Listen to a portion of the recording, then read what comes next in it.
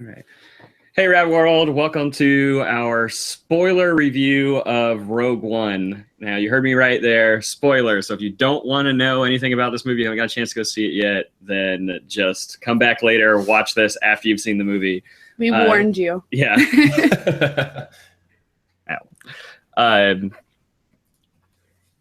But, all right. So we have a special guest today, Damon Cooper of Nerd Notify. That is it. That is me. And what do you do on your channel? So I'm anything nerdy that you can think of. Comics, movies, games, doesn't matter. We talk about it. We have fun. That's basically my gist, man. That's my jazz. It's a good show. I just kind of stumbled across it and we started talking, and yeah, I really like the show. Go check him out. All right. And yeah, I'm Tony Walters. Rebekah Erb. And so let's get into this Rogue One spoiler review. So let's do it, man. Who wants to go first? What was your initial, like, what do you like about the movie? I can jump in. I'll knock that part out. Initial reaction was that I personally really enjoyed it. I have some critiques, but I really enjoyed it. There are some key scenes in this movie that I'm sure we'll talk about that really set it off for me. So I loved it. That's my thing. Yeah, I really liked it too. Same thing though. I think it was really good, but it wasn't great. Like that's kind of where I felt like I had my expectations at a good level, and I feel like it reached those expectations, but I was kind of hoping that it might surpass them. And so for me, it was good. It wasn't great. I have issues with it, but overall, I had a lot of fun with the movie. I really enjoyed it. Initially, I was excited for it, but not as excited as Force Awakens. And as we got closer and closer to seeing it, I got more and more excited, and I was pleasantly surprised, but overall, it was a great spinoff. Great spinoff. I can agree with that. Oh yeah. Man, it's crazy. It's weird to think about it. This movie kind of came out and the buzz was just through the roof. So that's probably part of the problem with this type of things. You can't have that much hype and then not expect something to fall. Right. Yeah. But I've been lately with a lot of the summer blockbuster movies and things. Every time a movie releases, it's like all the early hype. Everybody's going crazy over the movie. Like that happened with Suicide Squad. That happened with Batman v Superman. That happened with like X-Men Apocalypse. Like these movies, they were all fine, but none of them were like that. Buzzworthy, I guess. Mm-hmm. But it's because when you show, especially for fans, like when you let fans go in to see a movie early, of course they're going to be happy. Like, of course they're going to be excited because they got to go and see it before anybody else. Like the experience. They're getting a different experience. They're getting a completely different experience. So yeah, way different. All that early buzz, especially, I mean, on the critic side's a little bit different because they're used to that. Mm-hmm. But all the early buzz from like all the fan reaction stuff, like I just don't really trust that anymore, and I don't let that get me too excited because I've been burned too many times in the past. You have to go into it, just let it be you. Don't let anybody else influence it. We had a small chat before Exactly. Yeah. I didn't even watch too many trailers anymore. Like I'll watch the teaser, maybe the full trailer, and then I'm done because I don't want to see anything else. I don't want to talk about it. I don't want to see other people's thoughts on it. Just let me go in and see this movie myself. Yeah, I'm the same exact way. I'll limit myself on how much I'll see. Like you said, the teaser trailer, maybe one trailer, and that's about it. I'm totally the same way. Yeah, with Star Wars and with Marvel movies, I tend to go a little bit more crazy with it in a sense of like I follow all the news so closely that it doesn't bother me though. Like, I mean, I knew pretty much everything that was going to happen in Civil War, but that movie still like blew me away. It was still really good, even though I knew basically what was going to happen throughout the whole thing. Yeah, I agree. Same thing with this too. I mean, because if you this is hard not to know what's going to happen. Yeah, like, if you've seen Star Wars at all, you kind of know where this is going. So right, that's like I knew. You know, everybody's going to die in the end of this movie. It's spoiler. Like yeah, but I mean, you had to know everybody was going to die. None of these characters show up in A New Hope. I mean, they're and anything else. Like you pretty much know that all these characters aren't going to make it out. And it was just kind of like how they were all going to die was going to be what was exciting. Right. And the way all the deaths, I feel like, they're pretty heart-wrenching. And like some of them are way more than others, but it's because the characters weren't very... I have to disagree with that because I wanted it to be heart-wrenching. Like I wanted to feel what the characters were feeling. And I didn't get that because I feel like they didn't really give us a chance to get attached to the characters. K2SO's death was pretty sad. Okay, that's the only one that I'm sad about. And which, I mean, it was sad, but I wanted to be sad when her dad passed away. Like, I wanted to feel that with her, and I didn't. And I was a little bummed about that. Well, with sure, we were kind of we talked about this a little before you got here, but this book, Catalyst, this is something that if you really want to get into these characters, at least into her dad and Krennic, and kind of the backstory and like her as a child, like that book actually, like I'd never say read the canon books to like better understand this. Like usually they stand alone on their own. It's totally, you know, you can read them if you want to. You don't have to you don't have to understand the movie any better. But this book, if you read this book, you will have a more of an attachment to the characters, at least to Galen Erso and Jyn and her mom. I can't remember her mom's name off the top of my head. Lyra, yeah. Like you'll have a more attachment to them and to Krennic. Like you'll just know who he is a lot more. Like get his like how much of a weasel he is. But you get that a little bit more. And even like the Audible, isn't like the Audible worth it too? Like if you're if you're more into audiobooks. Yeah, if you're into audiobooks, all of the Star Wars canon books have the Star Wars music and like laser blasts and lightsabers lighting up. Like, I mean, all of them have all the sound effects in the movie. Like they have very high production. That actually is really freaking cool. Yeah. That's definitely worth checking out. Yeah. Yeah, I would say like that would bring me to one of the critiques I have for this movie is the initial first 2 acts, I think, are really slow, but it's not in a bad way for me, but you don't get enough growth in the other characters besides Jyn and I guess a little bit of Krennic and Galen Erso. Like it's their story, but you don't know anything about Cassian. Not really. You don't get anything from like Donnie Yen's character, the blind, protector of a temple, and his partner. Like those guys were freaking cool, but you don't learn anything about them really. Yeah, that's probably my biggest problem with the entire thing is that the characters are flat. So yeah, they're all one note. Except for maybe Jyn, but even she's still kind of one note, but they just focus a little bit more on her. She has a little bit more things to do, whereas like Cassian, that's the head guy, right? Yeah, like the one who was leading the team. Yeah. He is completely one note and just not even like he's not an interesting character. I was hoping for like some more charisma. Like the way his character is introduced, you were like, oh, maybe this guy's gonna be kind of cool. And then like, but that's like his only moment of like, oh wait, he just killed that guy. Like, is that like you start to question like. And then you don't get that question answered. Like you don't really experience what else he has done. You just get that one experience, like, oh well, he's done bad things before. You get the sense that he's a soldier and he's taking orders. Yeah, right. I was gonna say, you get a bit of the explosive anger that he has against the Empire and the fact that he's got some regret. Like they push that through, but it's only that one scene where he has that chance to really show it. And it's like this would have been great at all earlier just to flush him out, and then you really have a chance to be like. Now I feel for you, man. Like I understand where you're coming from. Like I get that you got some troubles, Yeah, I'm with you on that. Yeah, the only characters that were remotely exciting or memorable is K2SO. Oh, for sure. And Donnie Yen is great. Like his character is awesome, but he's memorable because he was a blind like Force user or. Force sensitive. Yeah. And he's my favorite. Besides K2, he's right. And both of those guys have the jokes. Yeah, but none of the other characters are like remotely like memorable. I mean, I can't. Yeah. Like the guy who's the pilot. Like his character was like an interesting character that I wish had more to do. And they could have went with so much more with him because I feel like when that. What did I call it? Like Jabba's cousin, the little thing. Like, that would have been squid so thing. Cool to see his character be one way, and then him lose his mind, and then he kind of be like a comic relief too because he lost his mind, and that would have been a fun way to go with his character. As soon as they get off planet, he's totally fine again. Yeah. Like there's a little bit of fuzziness, but it's not like he operates just fine. He does his job just fine. He does have that emotional breakdown though on the ship that I thought was.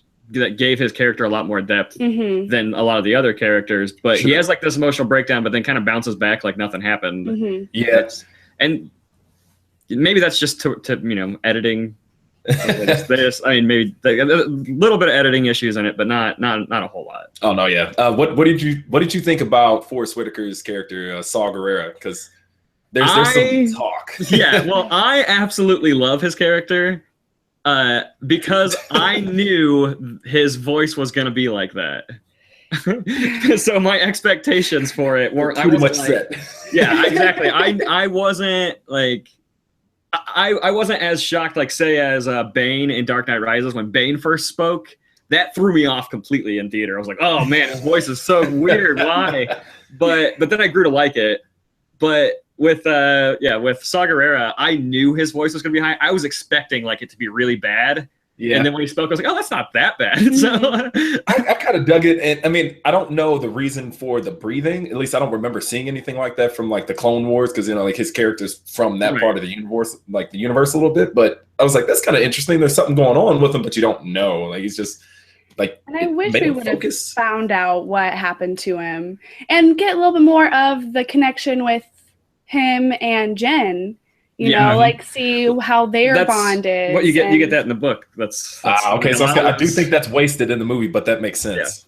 Yeah, and I mean that's great and all that you can experience that in the book, but that's what I'm saying. Like, I never say that. The movie. That's what I love about movies is being able to get attached to a character. I love that, and I couldn't do that with this one. I was a little bummed. Yeah, and he's a really interesting character, and I was kind of hoping he'd have a little bit more of a payoff too, than just sitting back and watching the world end around him. But I was hoping he'd have a little bit more payoff because him and Anakin were so close in the Clone Wars, and I was hoping that you would have that. I was hoping kind of for a Vader Saw moment because he's the one who knows who Vader is. Like, so that would have been cool. Like who he is and who he used to be, basically. Right. At least from this world that we know. Yeah. Yeah, and that's the problem with casual moviegoers and the fact that Disney and Lucas are, really trying to make sure they're just, I mean, it's a business, so they're trying to make sure they make money. I get that.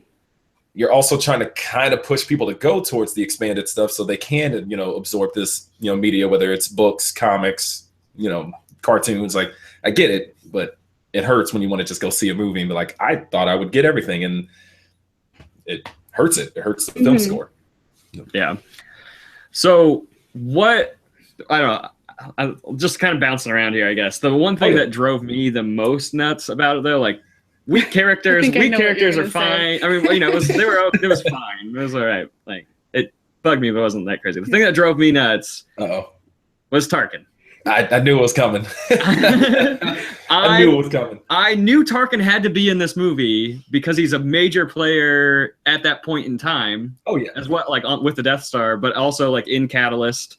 He's a major character in Catalyst. Like him and Krennic in Catalyst, like their interactions are amazing. I absolutely love that stuff in the book. Okay. But I knew he was going to have to be in this movie, and I was thinking, who's going to play him? Because nobody had been casted. Like they're like, they kept it so tight under wraps, and now we know why. Yeah. Because they decided to just CG him in there, and it just, I was so annoyed every time he was on screen. Like I know that the actor died, and like there's not much you can do, but I would have been completely acceptable to just recast him. Something that's as close to his image as possible. Like when the guy, I forget, Ben, is it Ben Mendelsohn?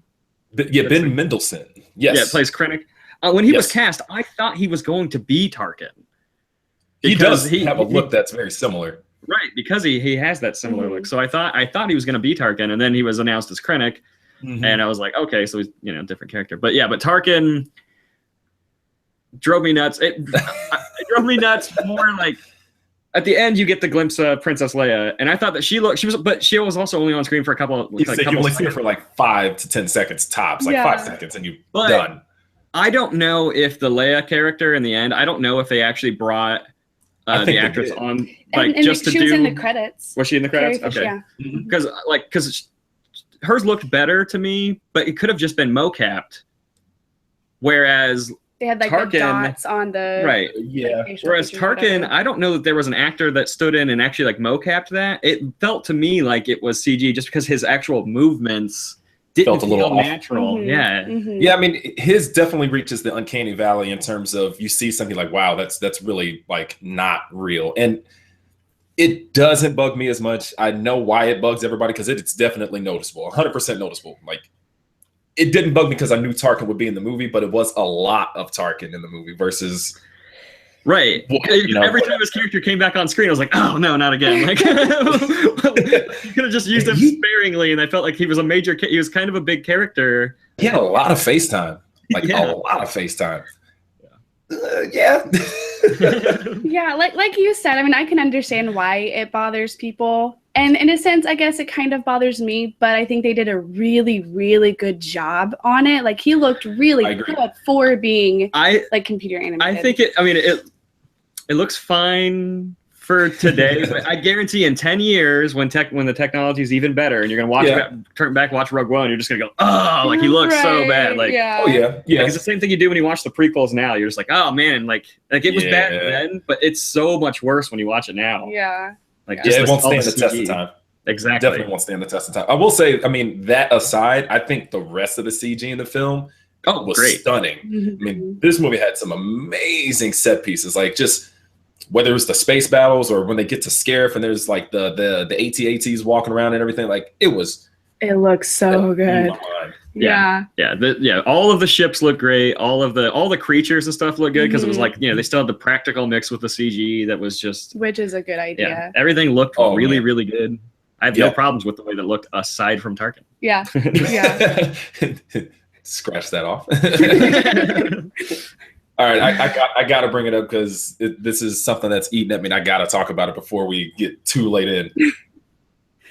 By far, my favorite scene in this movie is the last scene with Darth Vader. And oh my God. Oh, yeah. It's so good.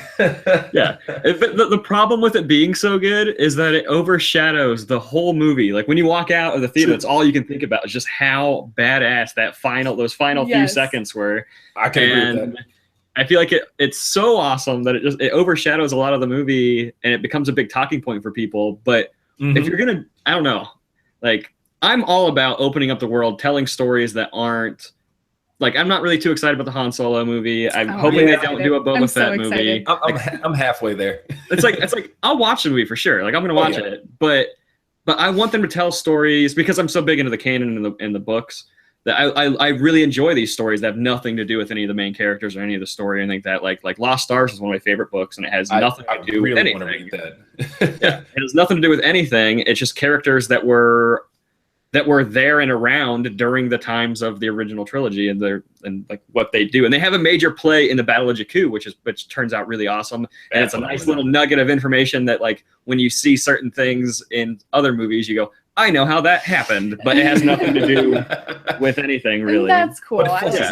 But this story, like, so I was excited for Rogue One. I was excited for a story that was like similar to that. Like, these are people that had a major involvement in like what led up to A New Hope, but we don't really know their story. So it's cool to tell this story, but at the same time, when you like make Vader like be in the movie, because they didn't have to put Vader in the movie at all. Oh no. But when they do that and they make it so awesome, you just go, oh man, you know what would have been cool if there was more Vader in this movie. I think I'm okay with it being so little of Vader because it shouldn't be his movie, but I know where you're coming from 100%. It shouldn't be his movie, but when it was like so badass, like when you walked out, you're like, oh man, I could have went for more of that because that was so weak on the other ends. If the characters would have been really interesting and like, had everlasting memory. That Darth Vader halfway. Yeah, exactly. Like that moment. They would have met that moment halfway. If there'd have been like some, oh man, it's hard to say. It's like if there'd have been just maybe this moment of fear from them where they see him and he's maybe coming after them. Like, because you see the fear in those guys on the ship. Like, they're getting the data to the Star plants, and somebody's like, that is terrifying for them. Like, that smoke comes up, and it's just the light, and it's just, yeah, they're absolutely terrified. Even the scene, like, one of my other favorite scenes, like, my two favorite scenes of the movie are the ending scene with Vader and the scene with Krennic and Vader. Because Krennic is terrified of him, like, but trying to weasel him. Still trying to be a snake. Exactly. And it's just not gonna fly with Vader. And I absolutely loved that sequence because he tries the same stuff in the book a lot with Tarkin, And that's why at the point in the movie when like Tarkin doesn't respect him at all, like right off the bat, you get the sense that Tarkin does not like this guy. Oh yeah. And it's because of him trying to manipulate Tarkin throughout the entire book. It's years, and the Death Star was started construction at the end of episode 3. Mm-hmm. Right. You see it in the but so I mean you've got how old's Luke? Like you've got how many years there? 18 years? When we first meet him? Yeah, when you first meet him in A New Hope. Yeah, it is. Yeah, it is. Yeah. So that's how long the Death Star was under construction. That's how long Tarkin had to deal with Krennic. Like that's 18 years of him just like not having any respect for this guy whatsoever. And that's why I wanted Krennic to die at the hands of like either Tarkin or Vader because they had been dealing with this guy for so long, and it would have been a good payoff for them to kill him. Well, they kind of did, right? Because he wasn't dead at the end. The Tarkin Death Star does blow him up. You know, because he sees the Death Star. He sees the Death Star in the distance. It's a really good scene because he's trying to take the credit for this. And it's like, this is my idea. I did all this. And he sees it, and he sees it light up. I liked that. That was pretty cool. Yeah, I wish it would have been just a little bit more intimate. There's a lot. There's the difference between shooting somebody and stabbing somebody. And I just wish it would have been. But it does. I'm in your face, or because it is his thing that he tried to. You know, it's his machine that kills him. Yeah. No, I agree. Yeah, for the movie, like standalone for the movie, I think the death scene for him is poetic. You know, in that sense that he looks up, sees it in the horizon. But from where you're coming from too, where you know a lot more backstory and a lot more like of this intense relationship. So I know Tarkin gets a sense of satisfaction, obviously. Yeah, he definitely does. I mean, you even with the CG, you can tell. You see his face. I was about to say it, and I was like, no. You still can't though. Yeah. Gosh. Yeah, I had to bring it up. That Darth Vader scene is just amazing. Awesome. Yeah, that was my favorite. That was definitely my favorite too. Yeah, you never get the sense, like in the original trilogy, how powerful Vader really is. Like you know, right? It's like he can be really powerful, but because of like technology then and all that, like they were never able to really show you how awesome he can be. And there's a book called Lords of the Sith, where in the opening sequence of the book, it's like the first chapter of the book. He wrecks a TIE fighter. He leaps out of a TIE fighter mid-space flight, and it crashes into a ship. And then he uses the Force to float into that ship and slaughters everybody on board. And because Vader's a BA, right? And watching that sequence or reading that sequence, you're just like, why? I want to see, like, you want to see it so bad in a movie, and that's what you got at the end of that. You got to see just how powerful. When he picks that dude up and slams him into the ceiling and holds him there. And he just walks by, like, come on, man. So awesome. Like, no remorse, no fear, just the immense badassery that everybody knows Vader is that we've never been able to really see, aside from some video games, but even then I don't count that because it's not the same. You know what I mean? Like it's just not the same. Yeah. God. All right. That's crazy. Sorry, I had a tangent with that, but I would say the only other thing that really like made me love this movie was the bits of comedy from like K2SO and Donnie Yen's character. I think it's like Chirrut or something like that is his name. Something like that. I mean, that's something that we've always got. Like, you know, you have characters throughout all of Star Wars that have that sense of comic relief. Like nobody really takes anything too awful seriously. I feel like in the Star Wars universe, and that's part of the problem with this is that I mean I know it's a war movie and these characters this had one's to be serious. Bit darker. Yeah, this one's definitely a bit darker. But there was no. You lost all like the magic and wonder I feel like that you get from all like the other Star Wars movies. Even the prequels have that sense of like just fantasy. Yeah, almost. sure. And this one didn't have that, but it was strictly. I mean, it was darker and it was a war movie, and like I understand that, but you still lost that. Like The Force Awakens, I swear, for the moment that movie opened to the end, I had a smile on my face. Me too. Like, throughout the entire movie.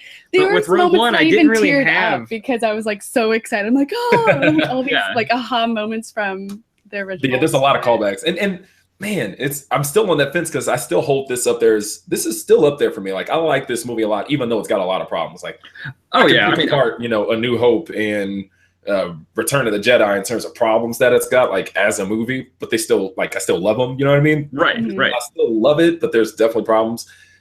I'm so torn. No, I can see like rewatch value. I'm gonna watch this movie probably like 4 more times in theaters. Like, yeah, don't get me wrong. I love this movie. I really do. It's just I Now I'm curious to what a second view is going to do for me. Same just here. because now I know everything. I know what to expect. I can start looking for the smaller details and things that maybe I didn't pick up on the first view. I know there's a lot of Easter eggs in this movie and a lot that I did pick up on, but oh yeah, I'm sure there's more. And I'm sure there's more. Yeah, it's got to be. Like the little run-in with the two. No. Yeah, I can't remember their names right now. Yeah, The two bullying The pig bar. face and doesn't like you. Yeah. I don't like you either. Yeah. Yeah, that was great. That was great. Yeah, but they had to have immediately went off world and went to Tatooine right after. Yeah, that's what I was gonna say. So they better like immediately got off that because Holy City doesn't last too long. Yeah, but this movie just didn't have that magic. Or I wasn't like smiling the whole time. We also saw it in D-Box, and that was the first experience that I had in D-Box. Yeah, I've never done D-Box, so yeah, I was actually going to ask you about that. Try it. It is so worth it. Yeah, I will say go ahead and try it, but I don't know that I'll ever go see another D-Box movie again. But you should experience it. What? I'm sorry. The first time I experienced D-Box was The Force Awakens, and I was hooked, absolutely hooked. So when I found out that we were seeing, Rogue One and D-Box, I'm like, yes. All the space battle stuff. Anytime anybody's flying anything, D-Box is awesome because you're just like for sure. You're just like gliding with the ship, and it's awesome. But when people are just running, the seat jogs. Yeah, which is kind of cool. That's the stuff that drove me nuts. But whenever somebody punches somebody, like that Vader sequence at the end, when he when he throws it into the ceiling, like your chair just goes poof, like, and you feel it vibrates when he lights his beam up, like the seat vibrates. So I mean, that sequence at the end was really fun in D-Box. There's moments that are really good and moments that are just like, okay, I could deal without this. Okay. And I do suggest not watching Rogue One in 3D. Oh, that's for sure. Because his style is the layers, right. The director, Gareth Edwards. Yeah. With his layers that he has, which is great if it's just regular like 2D, but 3D you have there's always something in the like front, foreground, midground, and background, like in every shot almost. He does that, which is awesome and really really thought out, really nice shots. Into the shot. But for 3D, it's like you always get like this one giant thing that's out of focus in your face. Yeah. And then like it's focused on the midground, which is fine. I mean, because it gives more depth to the scene, but it is distracting. It is, yeah. Yeah, I didn't see it in 3D or anything like that. It was just a plain 2D screen. It looked great, so I have no complaints on that. Like the shots. Really awesome. I don't like going to 3D movies most of the time, but since we were doing D-Box, I was like, might as well just do 3D too and just completely immerse myself in it. But see how it goes. Yeah. And the shots were breathtaking. I really liked the lower shots. Like it seemed like there was just a lot of ground shots that it's a lot of ground level and eye level shots because it's a war movie, so you wanted to be on the ground with these soldiers, and so that way when you're seeing the AT-ATs, you're seeing them from ground from point of view, which is just amazing. That was so awesome. Yeah, he directed Godzilla, so it's like people are like good at the scale thing, showing you the size and scale of something. So I definitely knew that was coming. Sorry, I didn't mean to cut you off. No. You're totally fine. Yeah, it looked so good. And when the ATs are I don't know, what is it? Just AT? Do I have to say? I mean, do I have to say both? Can I just say AT? Or you can say AT. That's what I usually. You have to say it. You have to say both. But I loved that the blind guy was feeling it before we even knew what was coming, and then they just emerged from the fog, and it was just like, oh my god. Well, it was almost added to it. Like the It was he's always like a T-Rex or something like from Jurassic Park. It was almost that feel, like they were so giant and like out of this world that it was just like you actually felt like their terror for a minute. Yeah. Hits him with the missile. He's like, I got it. And he shakes it off. He's like, oh god, this is bad.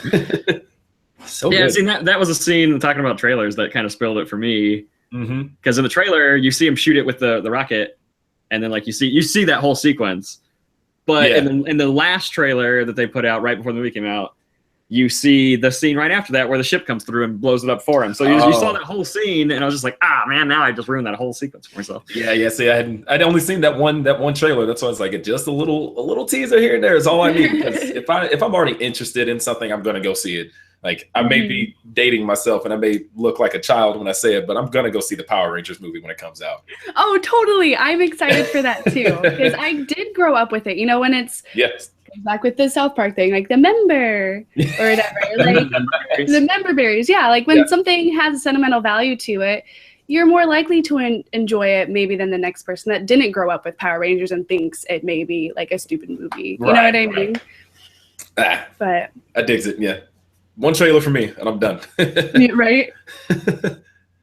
I can't even think of what else would like bug me for this movie, because I did have a good time. I will say the last, I guess it's probably right when they get to Scarif is where the adrenaline and the action, and I was actually like this the whole time in my seat. Like that last part through the end had me pretty much ready and willing to go for it. The first part leading up to Scarif is where I was kind of like, this is a little slow. It's building, gets a bit of a moment. That's where it took off for me. So all in all, I still love the movie. So that's my final say. And all in all, I enjoy it too. It would be one that I'm gonna obviously buy on DVD. I may not go see it. I mean, I may go see it just to see 2D of it, in theaters. But it's definitely one that I'm gonna buy, that I will watch several times in a year, and it makes me excited for Han Solo. Like, I was more excited for the Han Solo spinoff than this one, and then watching this one makes me even more excited for the Han Solo. I think it's gonna be good. Interesting. I'm on the fence with the Han Solo one. I think casting is great. So far, everything looks good for it, but I would just rather have a story that is a new story, like about somebody that we don't know. Yeah. I get it.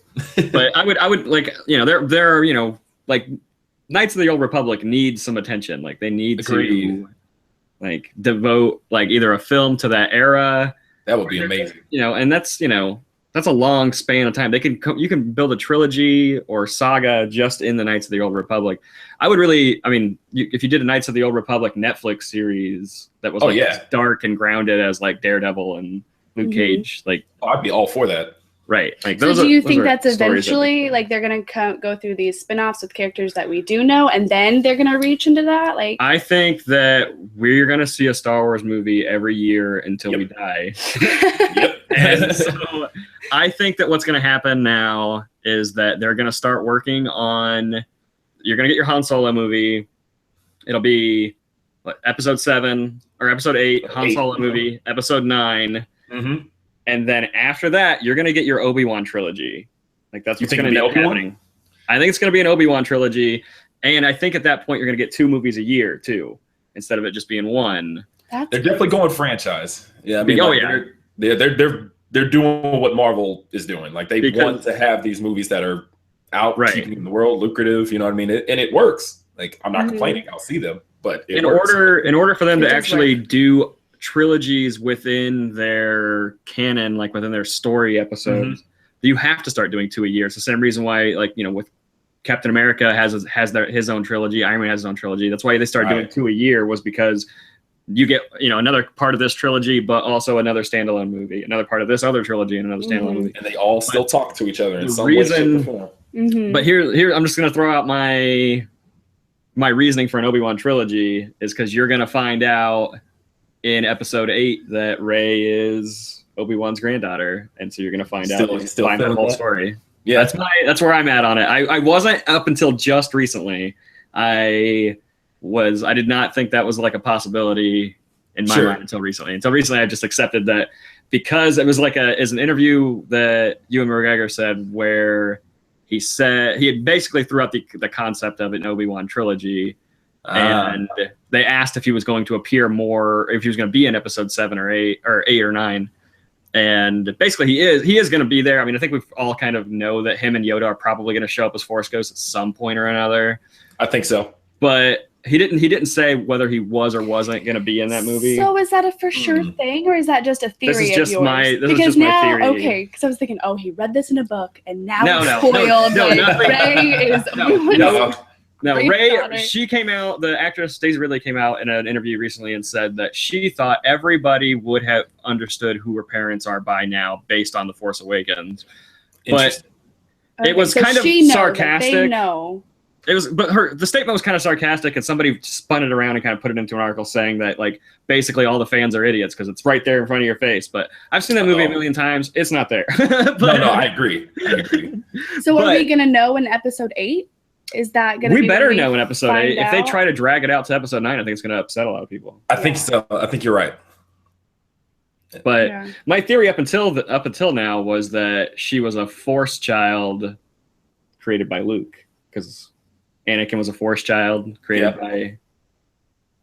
by possibly or whatever they said. Was that what it was at the time? Well, he's got that's what's in every Jedi, but he was created by the Force. By the Force, but like by an actual user. Like he was created by a Sith. He was created by Plagueis.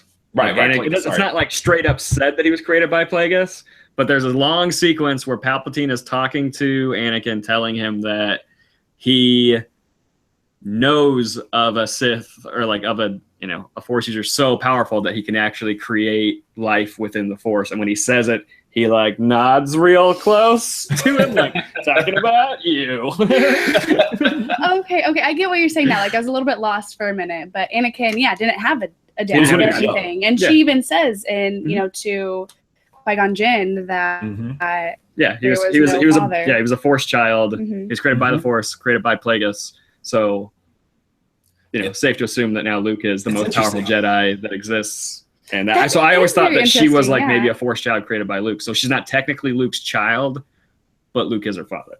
Like, right, but influenced. You're gonna have that moment. No, because if they do, I'll be really upset. I think it would be really dumb. He's gonna be her Yoda for sure, but I don't want them to do that. Yeah. Have you seen that picture? I was just going to say, have you seen the picture where he's on her back? I have seen that. Like on the actress's back. It's so funny. Yeah, he's on Daisy Ridley's back, pointing like forward. It's a really funny picture. It's so funny. It's so weird to think that these movies have like the generational gap that this has. Like again, you know what I mean? Like to really think back at, Empire Strikes Back, where Luke, meets Yoda, and you see these things, and we're starting to get this next line of, this next storyline of new Jedi and new. I'm so excited because I want to see where this goes. I'm excited too. Super stoked. Yeah. Okay, I think we need to rank where this is for us. This one in terms of in your actual. Yeah. Well, I don't know. For me, it's so hard because my favorite movie is definitely Empire Strikes Back. As is with most. Yeah, but see, that's crazy to me. That was yours is A New Hope, right? Yours is no, Return of the Jedi.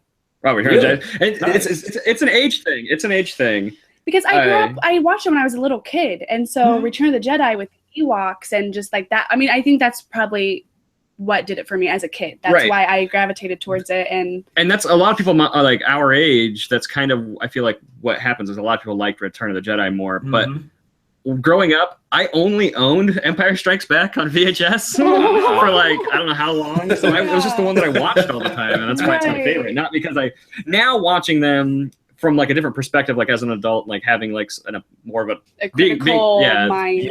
Watching them, I think that Empire is the most well put together movie. I think I would agree. And it's it just, I don't know. It's dark. Like the Empire wins in the end of the end as of it. A whole nother feel than A New Hope and Return of the Jedi. It's a nice. There's a reason why people say this is the Empire Strikes Back of like the Marvel universe, or the Empire Strikes Back of this.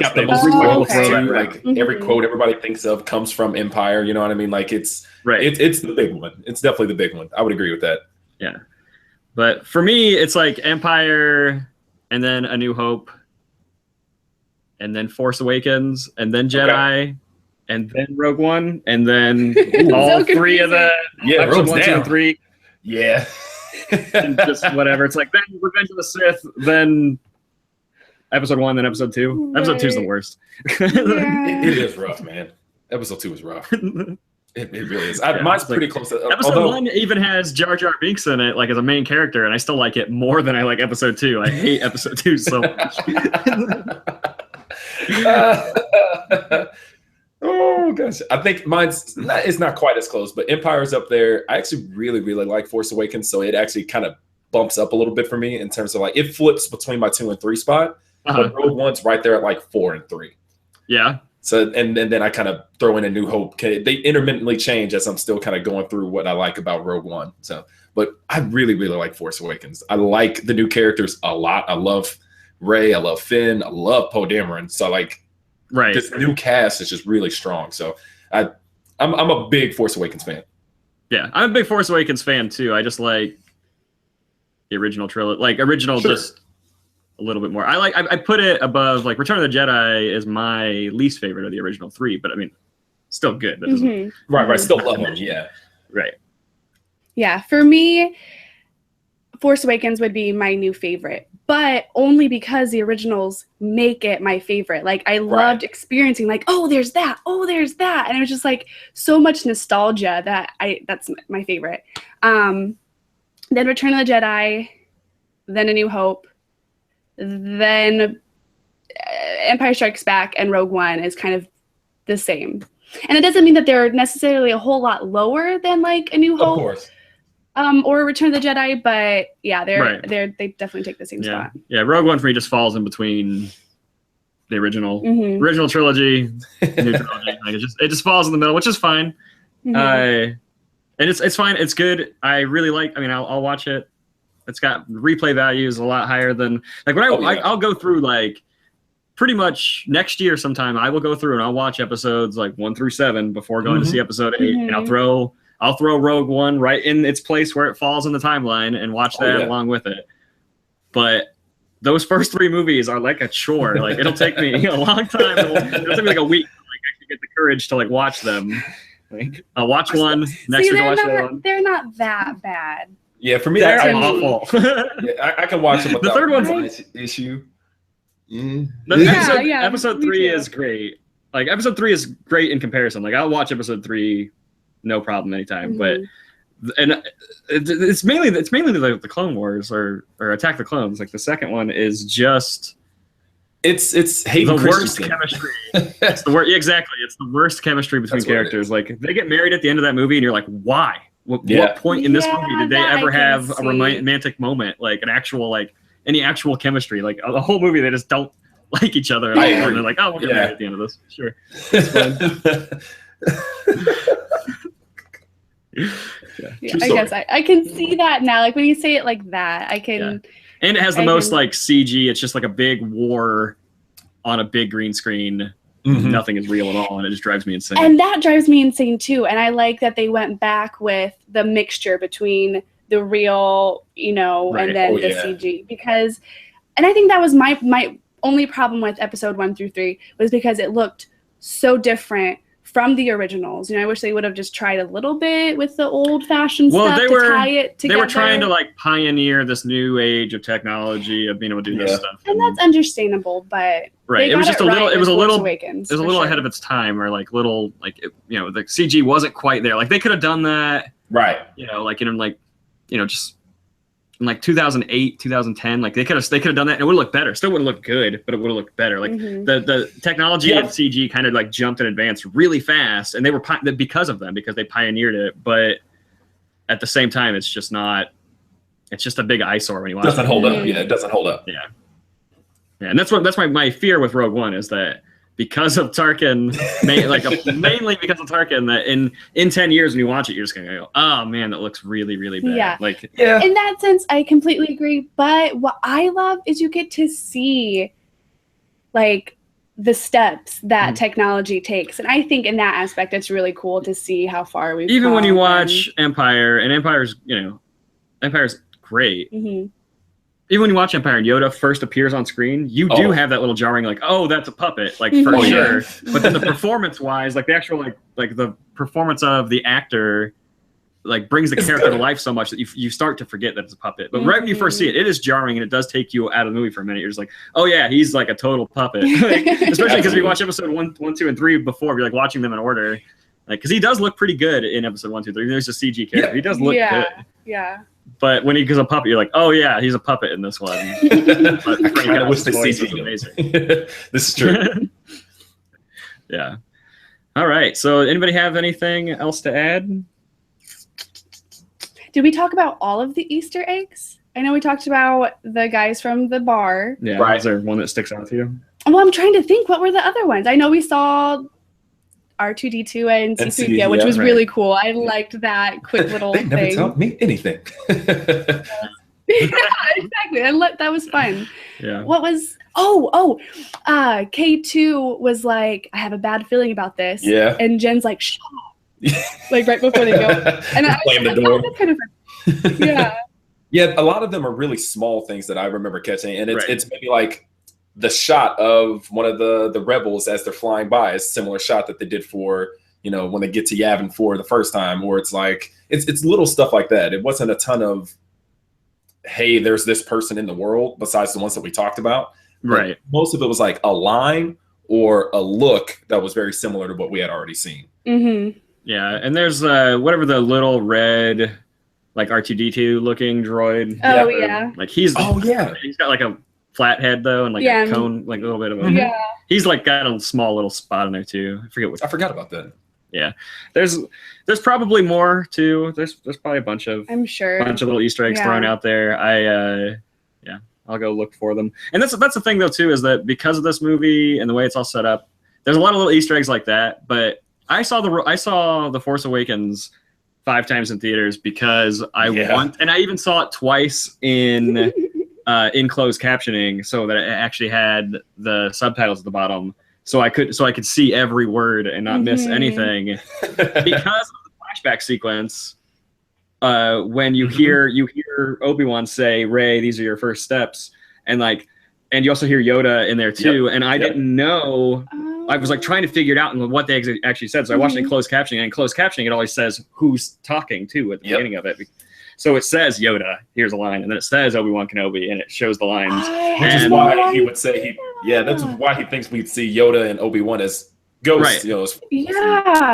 I missed that. Yeah. Oh yeah. And what do they say? I forget what Yoda says. Something about using the Force, but it's nothing like nothing. I think they just reused Obi-Wan the line. says. Yeah, that's what they did. They just reused the line. And Obi-Wan Kenobi, he says, "Rey, these are your first steps." Mm-hmm. And that's you and Rey. Well, Rey is Alec Guinness. They took a word that he had spoke, like they took afraid and cut off the just an audio bit of him saying afraid because he passed away. I don't know how long ago. Yeah. But so the Rey that you hear is Alec Guinness, and then these are your first steps is Ewan McGregor. Oh, so how cool is that? Right. It was really cool. Yeah. Look at you doing your level 4. Doing the homework, man. Yeah.